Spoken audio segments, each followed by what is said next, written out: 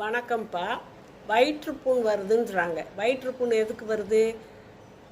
உடம்புக்கு ஒவ்வாத உணவுகளை சாப்பிட்றது, காரம் புளிப்பான உணவுகளை சாப்பிட்றது, அப்புறம் வயிற்றில் நம்ம சாப்பிட்ற உணவு செரிக்காத அளவுக்கு சாப்பிட்றது, எக்கு தப்பாக சாப்பிட்றது, அப்படியெல்லாம் சாப்பிடும்போது வயிறு கெட்டு போய் புண்ணாயிடுது. அப்போ புண்ணாகும்போது அந்த இரைப்பையில் உள்ள இதுகள்லாம் அந்த மேல் தோல், நான் அதை பாதுகாக்கிற தோலெல்லாம் அப்படி லேசாக உரிய ஆரம்பிக்கும். அப்புறம் தான் வயிறு ஜிவ்வு ஜிவ்வுன்னு வலிக்க ஆரம்பிக்கும். அதுதான் வயிற்றுப்புண். அந்த வயிற்றுப்புண்ணை ஆற்றுறதுக்கு நான் ஒரு கோளாறு சொல்கிறேன், கேட்டுக்கோங்க. வெண்டைக்காய் இருக்கு இல்லையா, ஒரு 2 வெண்டைக்காயை எடுத்து அந்த காம்பை வெட்டிட்டு நல்லா பொடியாகவே நறுக்கிட்டு ராத்திரி படுக்க போகும்போது ஒரு கிண்ணத்தில் போட்டு அதில் ஒரு கிளாஸ் தண்ணி, நல்லா குடிக்கிற தண்ணியை ஊற்றி மூடி வச்சுருங்க. காலையிலேருந்து கரண்டியை வச்சு கிண்ணோம்னா அப்படியே வலுவலுன்னு இருக்கும், ஆயில் மாதிரி வரும்.